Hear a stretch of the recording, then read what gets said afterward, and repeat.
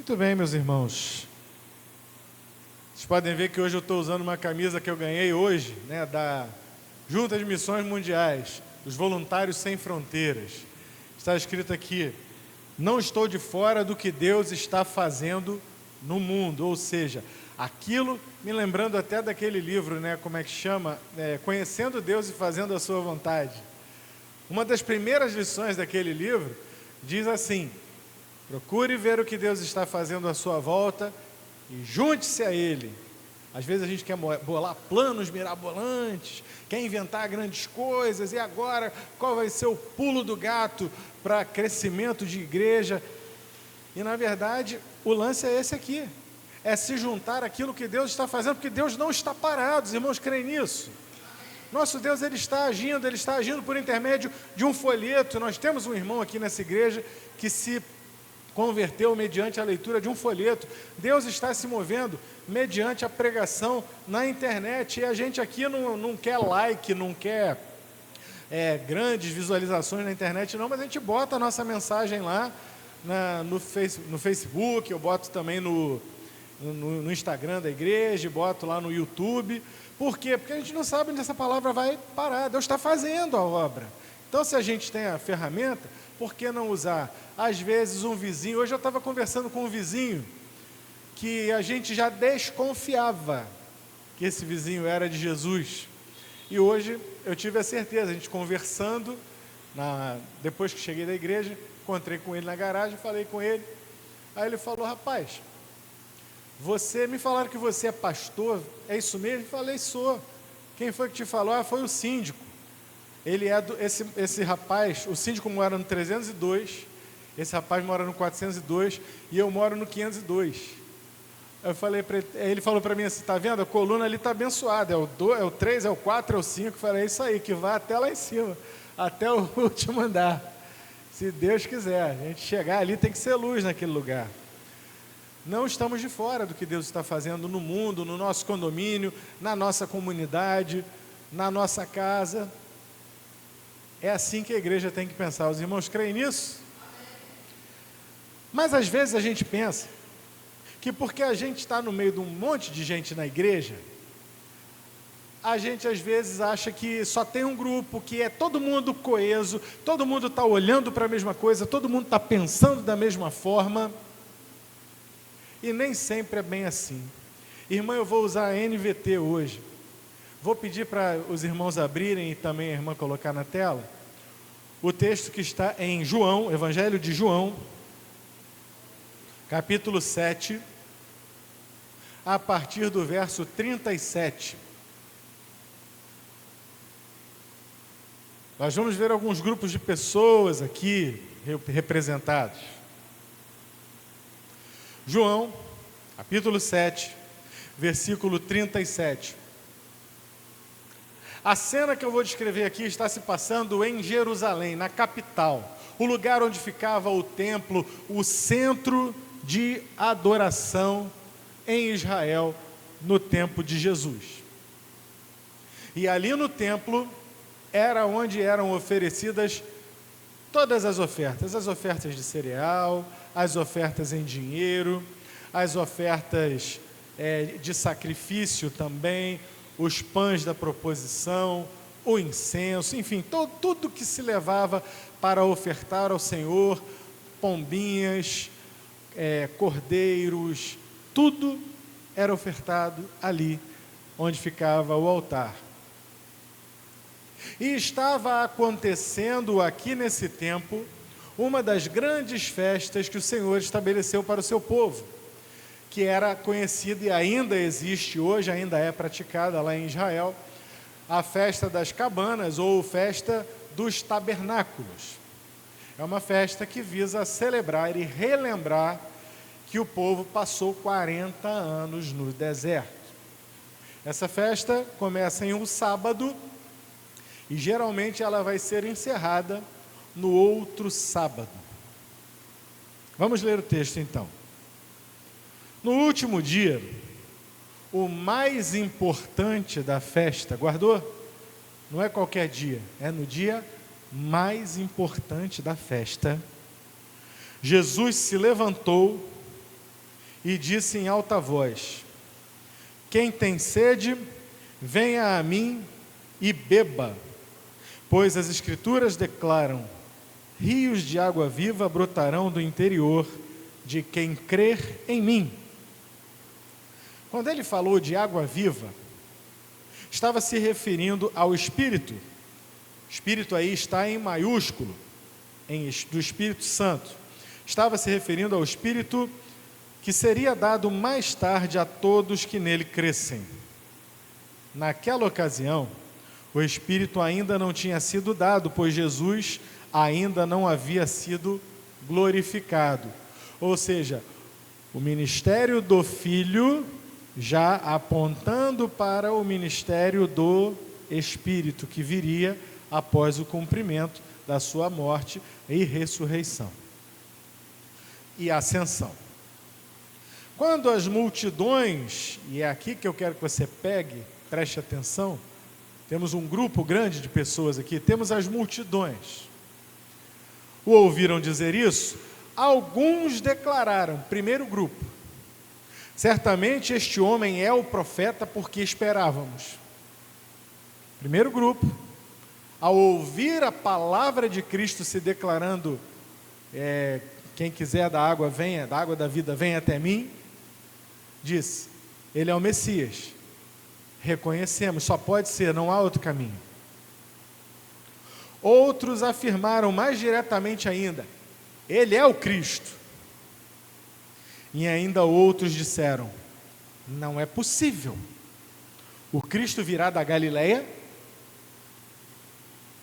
As Escrituras afirmam claramente que o Cristo nascerá da linhagem real de Davi em Belém, o povoado onde o rei Davi nasceu. Esse grupo que disse isso, guarde bem, esse grupo que disse isso não descredenciou Jesus pelo que ele fazia, mas deixou de credenciá-lo apesar de quem ele era, e apesar das tantas demonstrações do que ele era, de tantas obras que ele fez, eles deixaram de lhe dar crédito por um motivo, diria eu, até louvável. Porque embora tudo aquilo que eles vissem mostrava que sim, ele poderia muito bem ser o Cristo, eles estavam presos e firmados na Escritura, e a Escritura dizia que o Cristo nasceria na cidade de Davi.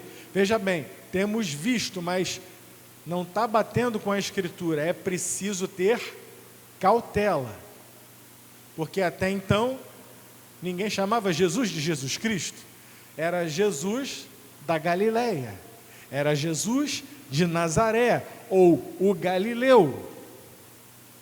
Portanto, esses davam um passo atrás, observavam e conferiam com a Escritura. Espera aí, vamos precisar confirmar isso direitinho, porque ele veio, até onde eu sei, da Galileia.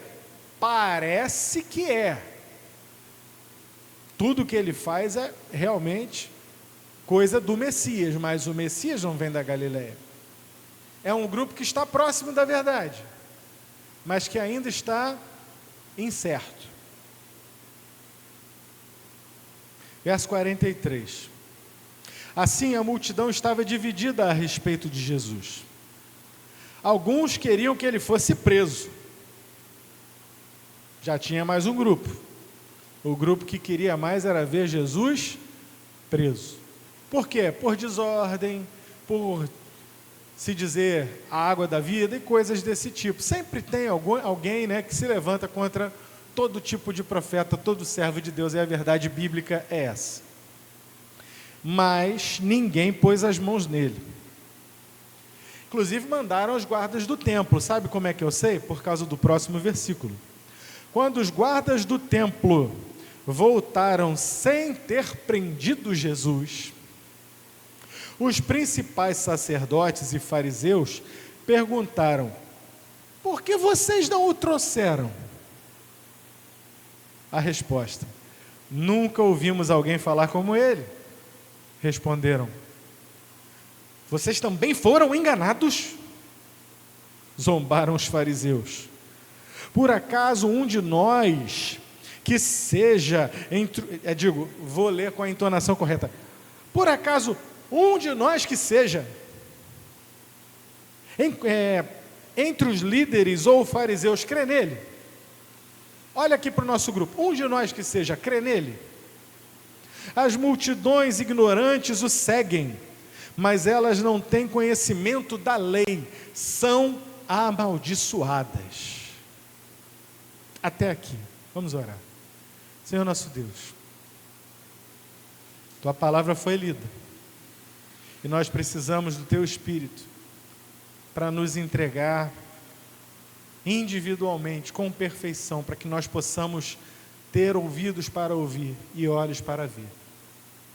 Porque a Tua palavra, Senhor Deus, mesmo a própria palavra encarnada, Jesus, foi tão mal compreendida por tantos.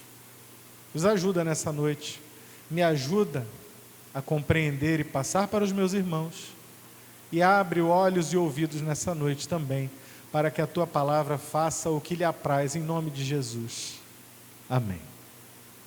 Meus irmãos, que texto complicado, que texto interessante nós temos diante de nós nesta noite. Imaginem vocês, está acontecendo a festa dos tabernáculos, uma festa muito importante. Até hoje os judeus, eles saem das suas casas, e quem segue aquele canal no YouTube, Israel com Aline, você pode pesquisar lá no Israel com Aline, Festa das Cabanas ou Festa dos Tabernáculos, e você vai ver como ela mostra. As pessoas efetivamente montam barracas nas ruas e vão morar nas barracas durante os dias das festas. Eles saem das suas casas e vão morar, e ali dentro eles fazem refeições, e uns convidam os outros para que se lembrem do tempo que passaram no deserto, que foram guiados pelo Senhor até aquela terra onde eles estão hoje. Passaram pelo deserto antes de entrar na terra que mana leite e mel. E os fariseus, os doutores da lei, os sacerdotes, o sumo sacerdote, era uma das grandes festas de Israel, e eles eram a vedete da coisa. Eles tinham a primazia, como os religiosos que eram. Esse grupo, que foi o último que nós lemos aqui, reclamando que queria ver Jesus preso e renegando-o, e dizendo que eles é que sabiam das coisas, que o povo, as multidões, não sabiam de nada, não conheciam a lei e eram amaldiçoadas. Mas eu vou chegar lá, vamos começar do começo. Vimos então, no último dia da festa, no grande dia da festa, no dia da apoteose da festa, quando todo aquele aparato religioso está montado pelos escribas, pelos fariseus, pelos sacerdotes, pelo sumo sacerdote. E havia uma cerimônia que era feita todos os dias da festa, a cerimônia das águas vivas. E como era essa cerimônia das águas vivas? Um sacerdote ia lá no tanque de Siloé, que significa o enviado, o Messias, portanto, e lá do tanque de Siloé era colhida uma porção de água dentro de um vaso. Obviamente era um vaso de ouro. E aquele vaso de ouro era trazido, e o povo acompanhava o cortejo, um cortejo muito grandioso, que seguia do tanque de Siloé até o templo em Jerusalém. Era perto, razoavelmente perto. E todos os dias tinha, uma vez ao dia, aquele evento. Logo de manhã cedo, antes do primeiro sacrifício da manhã, vinha o sacerdote com aquela água do tanque de Siloé, num jarro de ouro, e o povo acenando com palmas, com folhas de palmeira, até que ele chegava lá, e ofertava no altar do sacrifício aquela água do tanque de Siloé, com vinho. Ofertava aquilo ao Senhor todos os dias antes do primeiro sacrifício da manhã. Enquanto ele apresentava aquele primeiro sacrifício com água e vinho, o coral do templo cantava o Halel, que respectivamente são os salmos 113 até 118. Então devia ser uma cerimônia grandiosa, uma cerimônia muito bonita, todos os dias, logo pela manhã.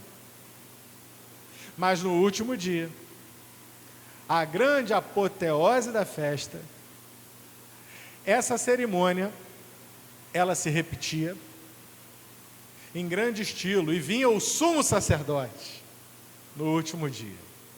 E ele vinha trazendo aquele jarro com água preciosa, e o povo acompanhando com as suas palmas não da mão, mas das palmeiras. E ao final, o grupo de sacerdotes dava 7 voltas no altar, carregando aquela água, enquanto o coral cantava o Halel, e todo o povo ali se alegrava, e então derramavam aquela água e faziam aquele primeiro sacrifício das águas vivas. Isso era a grande apoteose da festa. Agora para e pensa comigo. Por centenas de anos, talvez milhares de anos, porque isso veio desde a volta de cativeiro, por centenas de anos garantidamente, essa cerimônia ocorreu dessa forma. E nesse dia, no grande dia, levanta um maluco no meio da multidão e grita: quem tem sede, venha a mim e beba. Pois as Escrituras declaram: rios de água viva brotarão do interior de quem crer em mim. Você se localizou? Se localizou nisso? O silêncio que deve ter se seguido. Todo mundo lá, cantando Halel, não sei o quê. Aí quando a coisa começa a acomodar, aquele momento de contrição, vai acontecer o primeiro sacrifício, talvez o sumo sacerdote vá falar alguma coisa, levanta Jesus e manda essa. Agora faz sentido na tua cabeça porque mandaram prendê-lo? Estava fazendo balbúrdia, desordem, estava causando uma situação inusitada no meio de uma cerimônia religiosa seríssima. Aí, meus irmãos, é aquilo que a gente vai dizer, aquilo que eu já li muita gente muito boa escrever, tipo John Stott e outros tantos. Ou Jesus era quem ele afirmava ser, ou ele era louco de pedra para fazer umas afirmações dessas que ele fazia. Ou ele realmente era aquele que podia dar a água da vida, ou ele era um baderneiro. Ou ele efetivamente era o caminho, a verdade e a vida, ou ele era um louco, trincado de pedra. E vez após vez, cumpre-se aquilo que já foi dito também tantas vezes sobre ele. Jesus de Nazaré, o Senhor Jesus, o homem Jesus encarnado no seu ministério enquanto esteve na terra, não era alguém que passasse de forma ignorada. Havia os que o ouviam e davam atenção a ele. Havia os que o ouviam e ficavam na dúvida. E havia os que não suportavam, os que odiavam, os que, se pudessem, o prenderiam, o matariam. Sabe de uma coisa? Nós somos corpo de Cristo. A igreja é o corpo de Cristo. E ainda hoje, Há os que nos ouvem e se alegram com a palavra que trazemos. Há os que nos ouvem e ficam na dúvida, não sei, talvez amanhã, um outro dia. Parece que tem lógica isso que eles estão falando, mas eu estou preso à minha religião, eu fui criado assim, nessa religião, eu não vou partir para esse negócio de evangélico, não. E existem aqueles que falam abertamente, eu não suporto crente, eu não gosto de crente, crente é tudo mentiroso, crente é tudo maluco. Parabéns, se estão fazendo com a gente o que fizeram com ele, é porque nós estamos fazendo alguma coisa parecida com o que ele fez. Esse é Jesus. Ele, que já havia no capítulo 4 se apresentado lá em Samaria, no lugarzinho onde ninguém dava nada, à beira do poço de Jacó. Ele já tinha falado em água viva para aquela mulher samaritana. Agora ele fala abertamente para o seu povo, diante de uma cerimônia que celebra a água viva. E essa cerimônia ela tinha uma finalidade. A finalidade dessa cerimônia das águas vivas é porque já começava o final do outono e era um pedido para que Deus mandasse a chuva. Então aquela água era derramada ali. Não tem nada de bíblico nisso, não tem nada de ordem de Deus especificamente. Isso foi algo criado pelo homem. Essa estrutura religiosa de oferecer essa água no altar foi uma manifestação religiosa criada pelos homens. Mas aqui está Jesus, a verdadeira água da vida, o verdadeiro doador da água da vida, dizendo praticamente, descortinando e dizendo, olha, isso aí que vocês fazem é até bonitinho, é até legal, mas se vocês querem água de verdade, venham a mim. Quem tem sede, venha a mim e beba. Pois as Escrituras declaram, rios de água viva brotarão do interior dos que crerem em mim. Os discípulos de Jesus não sabiam. A multidão que o seguia não sabia. Os que gostavam, não gostavam dele, os que odiavam, os religiosos não sabiam. Mas ele não estava falando de si apenas, mas do Espírito Santo, que viria depois a ser derramado após a sua morte, ressurreição e ascensão. O que o Senhor Jesus fez aqui, para colocar numa perspectiva brasileira, foi o seguinte: imagina você no 12 de outubro, que o Brasil comemora o dia da sua padroeira, lá na cidade que leva o nome dela, Aparecida, lá na Catedral de Aparecida, o último dia da festa, na hora de rezar a Ave Maria, com a imagem ali levada nas costas da turma toda, levanta-se alguém e diz, Maria não salva ninguém, quem quiser ver a vida eterna, tem de ir a Jesus, sem Maria. Será que ia dar ruim? Foi isso que Jesus fez. Foi isso que Jesus fez.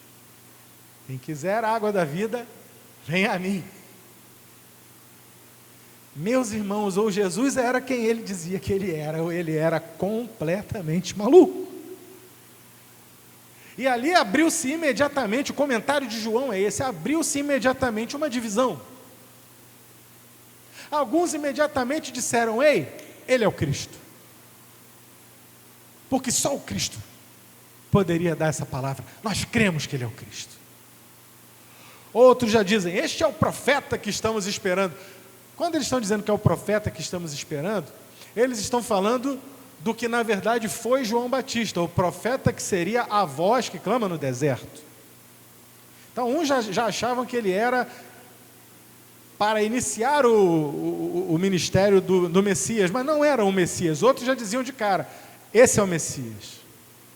Mas teve um terceiro grupo, Terceiro grupo que disse: ei, não é isso, nem aquilo.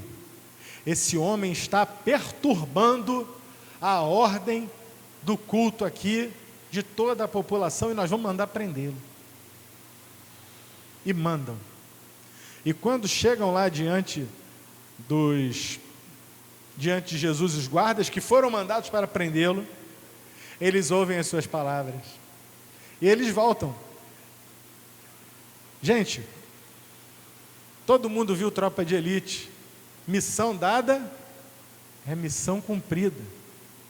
Voltaram de mãos vazias. Ué, cadê o enganador? Cadê o bagunceiro, o baderneiro, o criador de balbúrdia? Não mandamos vocês irem buscá-lo? Veja bem, senhores, com todo respeito, nunca ouvimos alguém falar como ele. Eles perceberam, os próprios homens que foram mandados para prendê-lo, perceberam a sua autoridade, perceberam que as coisas se encaixavam, perceberam que o dono da adoração estava na casa da adoração, perceberam que o doador da água da vida estava diante do altar do Senhor. Eles sentiram no seu íntimo, na sua alma, que a conta fechava certinho, que ele tinha que ser. E não o prenderam porque temeram.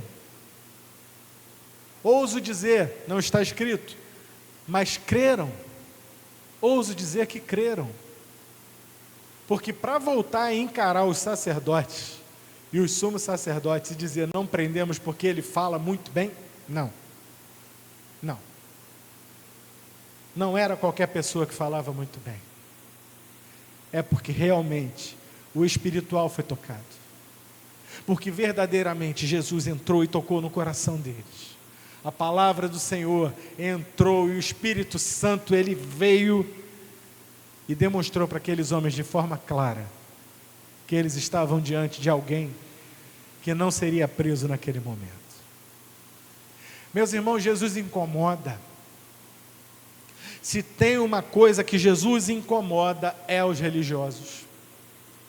Jesus incomodou os religiosos do seu tempo, que estavam ocupados com o culto que eles achavam que tinham que ofertar a Deus. Lembrando que essa cerimônia da água foi inventada por eles.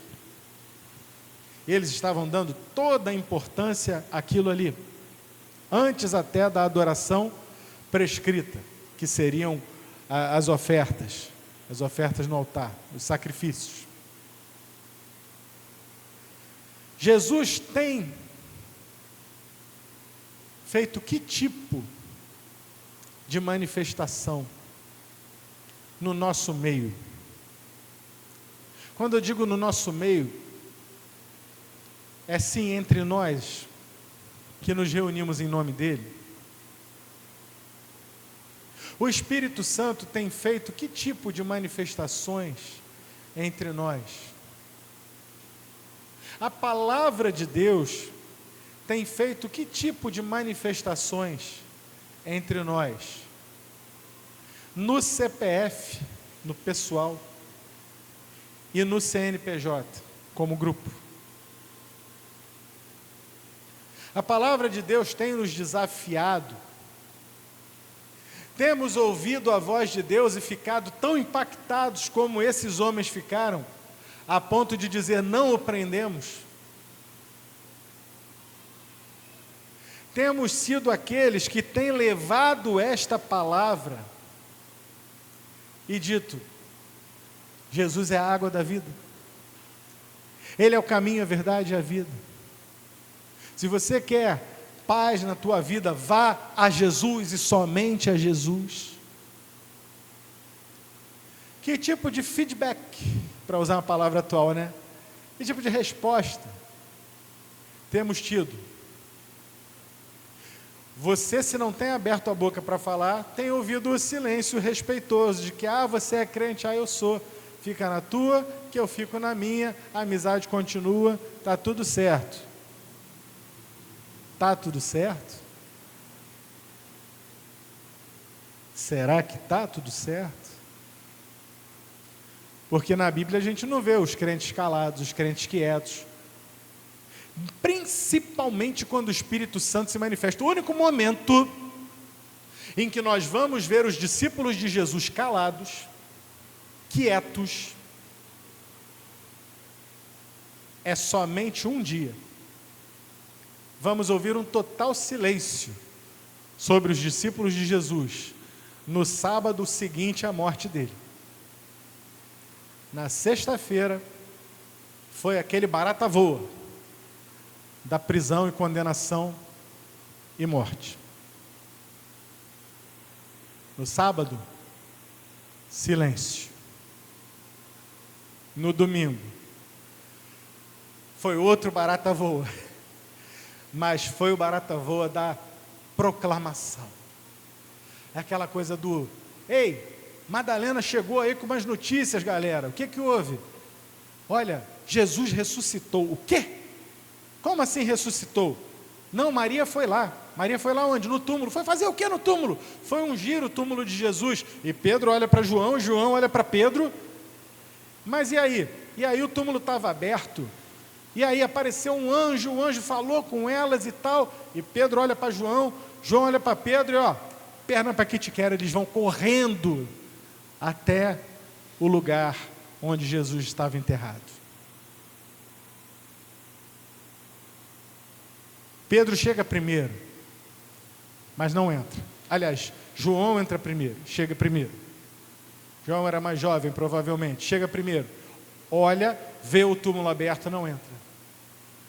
Pedro entra e vê a cena ali dentro. E eles então creem. E eles ouvem aquilo que Madalena havia falado. A morte dele e o seu enterro foram em Jerusalém. E ele dá uma palavra a Maria Madalena: diz aos meus irmãos que vão me encontrar na Galileia. Pedro e João voltam, juntam os discípulos e dizem: galera, partiu para Galileia, todo mundo, porque o Senhor ressuscitou. E eles vão para Galileia. E lá Jesus aparece a eles. Meus irmãos, foi o único dia de silêncio. O discípulo de Cristo, com Cristo, vivo, ele não espera, ele abre a boca e ele declara: Cristo está vivo, Ele é a verdade, Ele tem a palavra de vida eterna, só Ele tem as palavras de vida eterna. Enquanto eles achavam que Jesus estava morto e não tinha mais jeito, houve silêncio.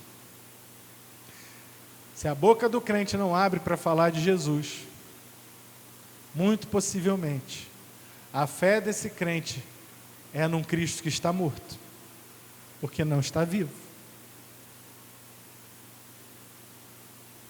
Cristo vivo é isso aqui. É a manifestação, é a proclamação, é a divisão. Tem quem vai gostar, tem quem admira, mas respeitosamente não, e tem quem é abertamente contra. O próprio Senhor. Que dizer da sua igreja? Nós também estamos sujeitos à mesma coisa. E a coisa é tão séria que o final desse texto, e eu escolhi essa passagem, essa perícope, exatamente focando não só nessas pessoas, mas especificamente para nós vermos o que acontece quando a pessoa entra no modo religioso e não na vida eterna. Para aqueles que declaravam com a sua boca: esse é o Cristo, tudo bem, talvez ainda não fosse o momento, mas eles estavam bem encaminhados para a vida eterna. Ainda não era o momento, ainda viria a morte, ainda viria a ressurreição, ainda viria a sua ascensão, a descida do Espírito, e lá em Atos 2, Pedro fazendo o seu discurso, e muitos, 3.000 se converteram naquele dia, talvez alguns desses que declararam aqui nesse dia, ele é o Cristo. Talvez alguns desses respeitosos, que respeitosamente o acolhiam, porém tinham dúvidas quanto à sua procedência. Mas agora, já em Atos 2, mediante a palavra de Pedro e a palavra do Espírito Santo mediante Pedro, talvez ali naquele dia tivessem confessado e se juntado à igreja. Esses aqui nesse momento já estavam com os olhos voltados e sabiam que havia algo ali naquele Jesus. Mas os religiosos, aqueles que estavam com o modo religioso ativado, aqueles que estavam voltados para o fazer, preciso ir hoje ao templo, oferecer os sacrifícios, me vestir como sacerdote, fazer a purificação ritual, vou encher o vaso de água de ouro.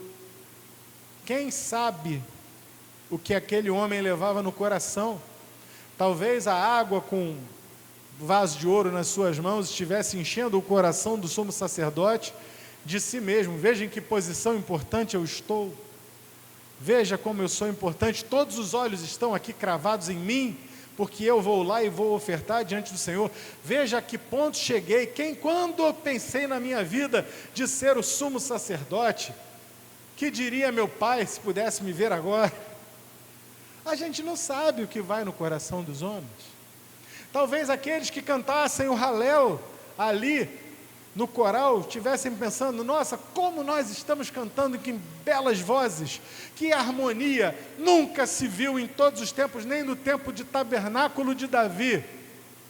Eu duvido que tenha havido um coral tão bem ensaiado como o nosso. Cantamos como nenhum outro coral, a nossa divisão de vozes é maravilhosa. Temos vozes realmente diferenciadas.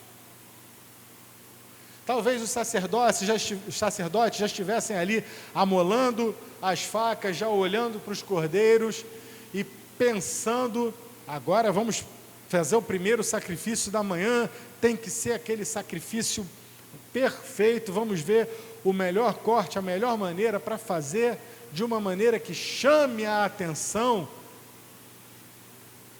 Tudo era deles, tudo era para eles. E a revolta deles no final é uma revolta contra aqueles homens que não o prenderam. E a bronca que eles dão nos guardas é, vou repetir: vocês também foram enganados, zombaram os fariseus. Por acaso um de nós, que seja entre os líderes ou fariseus, crê nele? As multidões ignorantes o seguem, mas elas não têm conhecimento da lei, são amaldiçoadas.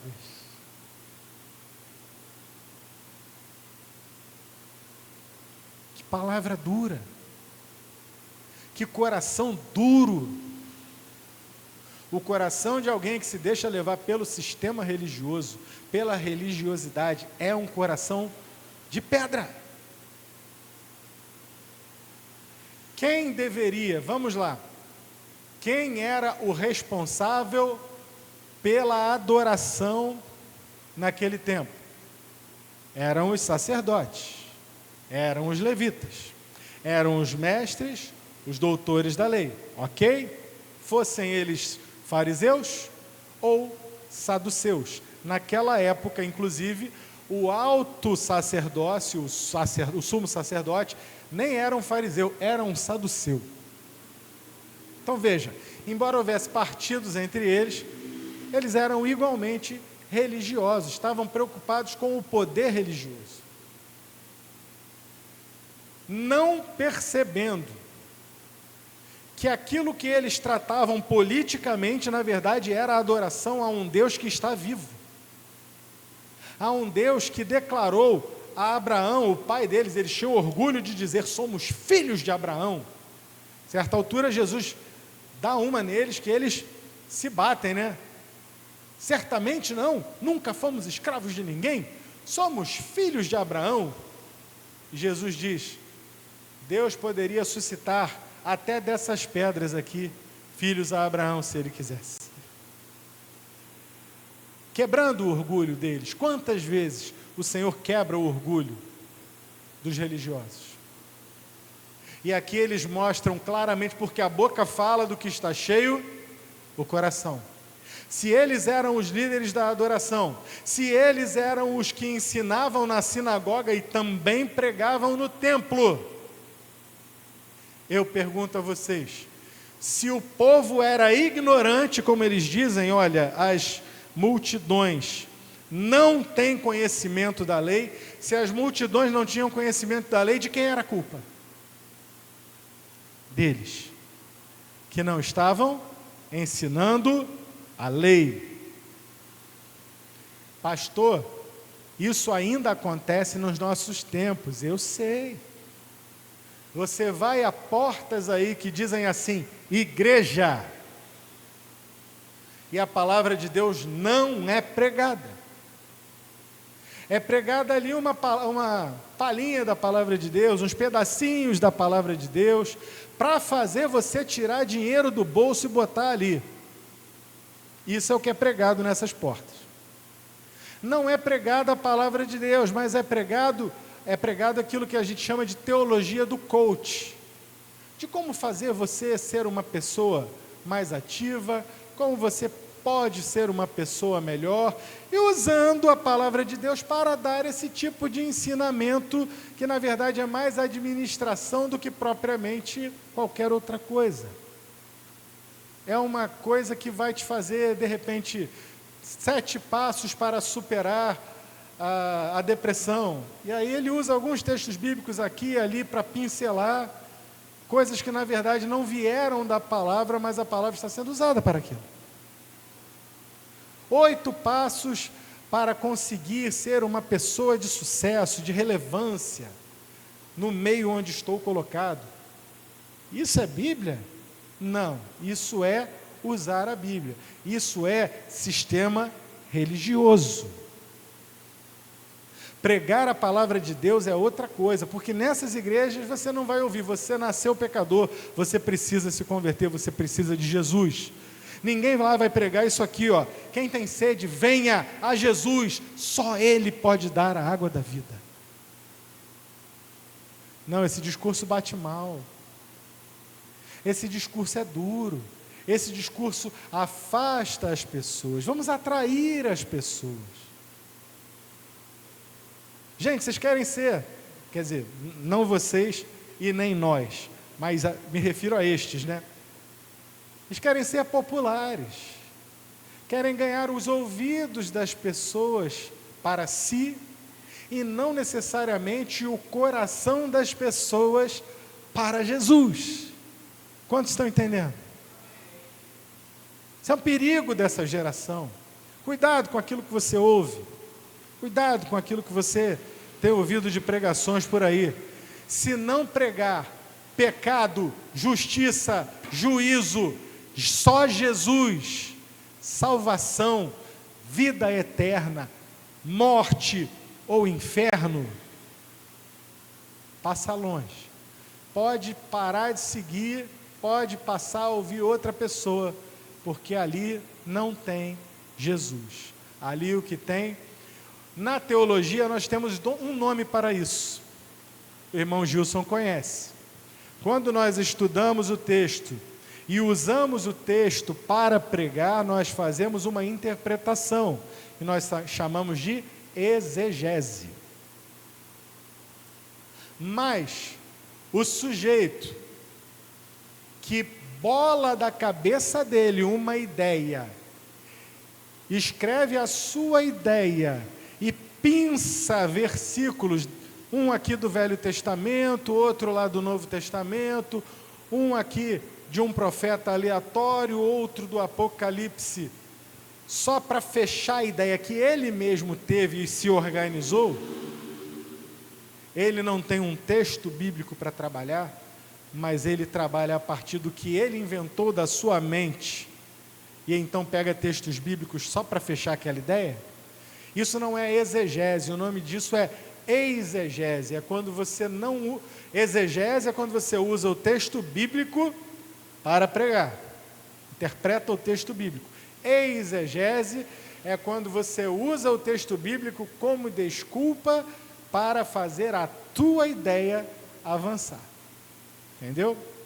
Essa é a diferença. E tem coisa pior, não é, irmão Gilson? Tem aí por aí ainda a exegegue, né? É cada ideia que a gente fica, meu Deus do céu, de onde tirou isso? Tem umas exegegues por aí pela internet que só Jesus na causa. Mas fechando aqui voltando aqui ao nosso ponto, os religiosos, eles mostravam o seu desagrado com Jesus, porque as multidões davam ouvidos a Jesus. Eles estavam pregando semana após semana nas sinagogas, todos os sábados. Eles faziam as festas, eles bolavam todo aquele aparato.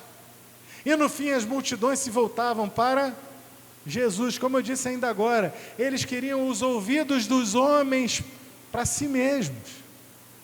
Eles queriam o dinheiro que os homens poderiam dar para o templo, para eles mesmos. Não estavam fazendo a obra de Deus, mas estavam enchendo os próprios corações e os próprios bolsos, enchendo-se de empáfia, mostrando como eles eram bons. Lembra de Jesus falando: ai de vós, fariseus hipócritas, vocês vão pelas ruas e vocês fazem orações nas esquinas para serem vistos pelos homens. Não eram orações sinceras para que Deus ouvisse, mas para serem vistos pelos homens. Lembra quando o Senhor Jesus ensina sobre a oração? Quando você for orar, entra no teu quarto, fecha a porta e fala com teu pai que te vê em secreto. Não sejam como os hipócritas. Quando vocês jejuarem, não sejam como os hipócritas que botam aquela cara, chupada, aquela cara fechada para mostrar que estão fazendo jejum.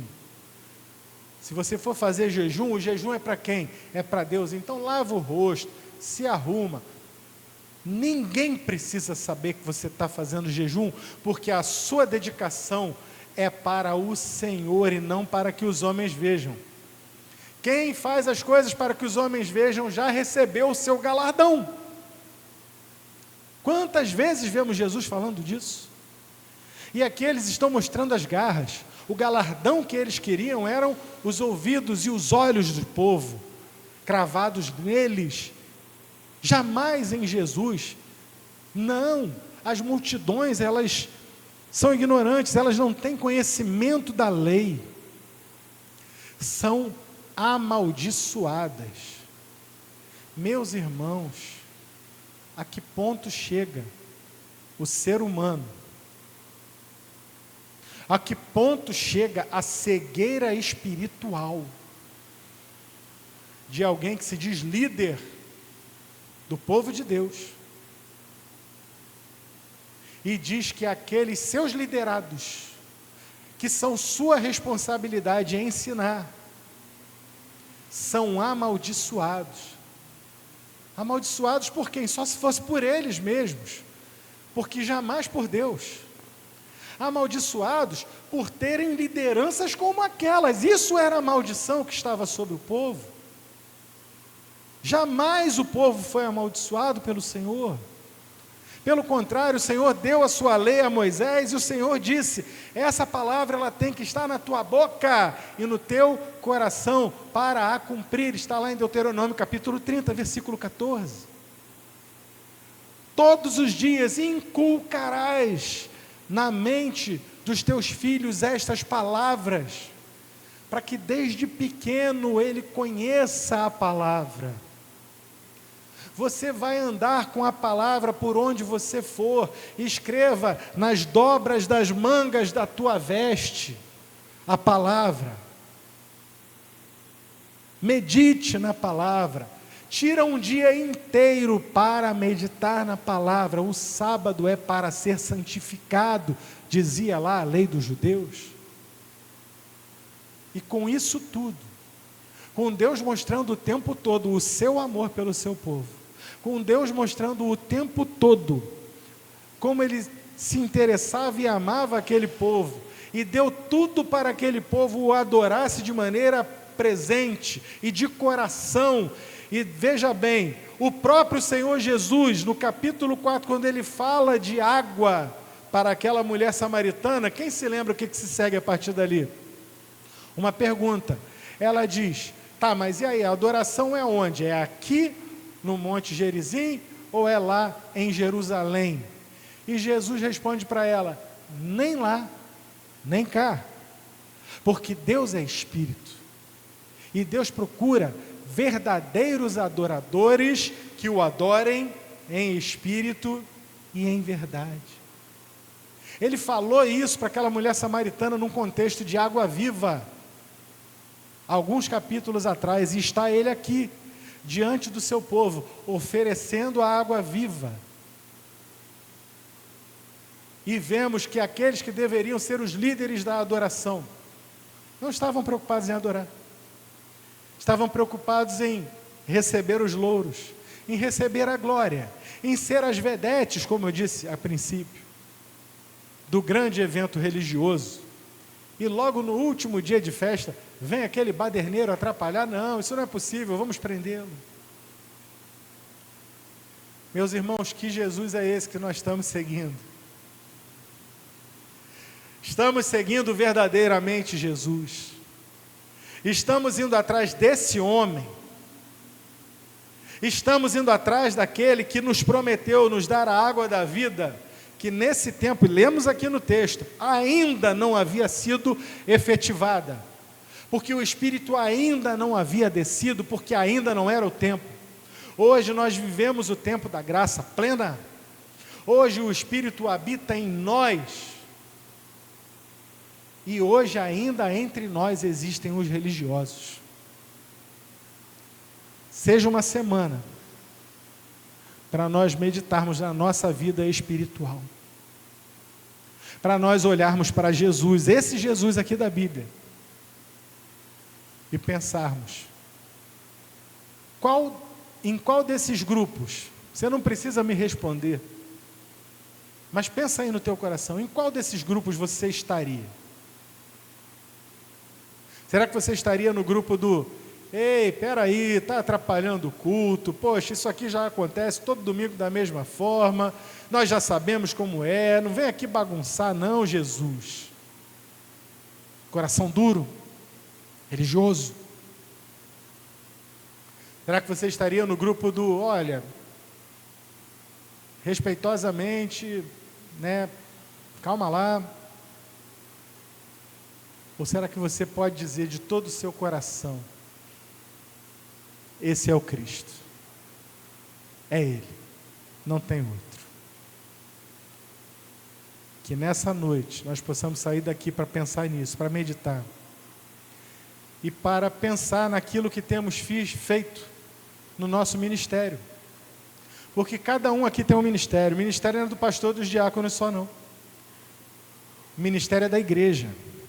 Aliás, eu volto a repetir, nós somos uma igreja batista, e na igreja batista, não venha dizer que o ministério é do pastor, o ministério é da igreja. Quem escolhe o pastor que vai pastoreá-la? A igreja. Quem tem a palavra soberana nas nossas assembleias? Quem decide tudo? A igreja. De quem é o ministério? Da igreja. Que igreja temos sido e que igreja queremos ser? Eu não quero fazer parte de uma igreja religiosa. Eu quero fazer parte de uma igreja que proclama, de uma igreja que vai avante, de uma igreja que, como a camisa da Juliana diz ali, Jesus transforma, que abre a boca e diz: Jesus transforma. Eu quero ser parte de uma igreja que diz isso aqui, ó: não estou de fora, do que Deus está fazendo no mundo. Amém, meus irmãos? E nessa noite, você esteja disposto a reavivar, como disse Paulo a Timóteo, reaviva o dom que há em ti. Que seja uma semana de reativação da fé, de reavivamento, de buscar na palavra de Deus. Senhor, eu entendi a tua palavra, mas fala comigo nisso aqui, aquilo que só o teu Espírito Santo pode falar. Ó Deus, tua palavra foi pregada, e nessa noite, esse Jesus que pula, que salta das Escrituras, berrando nos nossos ouvidos: eu sou aquele que pode dar a água da vida. Que Ele verdadeiramente, Senhor, Ele faça fluir água da vida dos nossos corações. Se há nos nossos corações hoje poços entulhados, que nessa noite a água da vida volte a fluir, Senhor. Que nessa noite aquele que tem estado cansado, aquele que tem andado meio desapegado da fé, aquele que tem andado distraído, que seja reavivado pela força da palavra de Jesus. Que, Senhor, meu Pai, pelo Teu Espírito Santo, faça aquela obra que só o Senhor pode fazer. Como foi lido nessa manhã, a Tua palavra, ela é como a chuva, ela desce, e ela só volta para Ti depois de haver dado vida à terra. Que assim seja, que ela não volte vazia para Ti, a começar em mim, em cada um dos meus irmãos aqui, em nome do Senhor Jesus, que vive e reina para todo sempre. Amém. Vamos louvar o Senhor.